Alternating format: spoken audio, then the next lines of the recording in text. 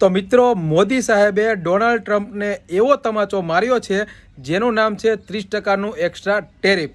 જી હા મિત્રો, હવે અમેરિકાથી જે પણ દાળ આવશે, જે પણ પલ્સીસ આવશે તે ભારતમાં 30% મોંઘી મળશે અને તેના કારણે અમેરિકાના ખેડૂતોને નુકસાન થશે।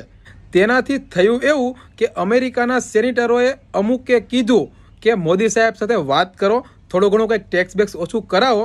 પણ અહીંયા મહત્વની વસ્તુ એ છે કે મોદી સાહેબ આ નિર્ણય લેવાના જ નહોતા, પણ ડોનાલ્ડ ટ્રમ્પે ભારતીય પ્રોડક્ટ ઉપર એક્સ્ટ્રા ટેરિફ લગાવ્યો, તેના કારણે આ ડિસિઝન લેવું પડ્યું। એટલે ટૂંકમાં કહીએ તો તીર કમાનમાંથી નીકળી ગયું છે। હવે તેનું રિઝલ્ટ શું આવે ને તે તો સમય જ બતાવશે।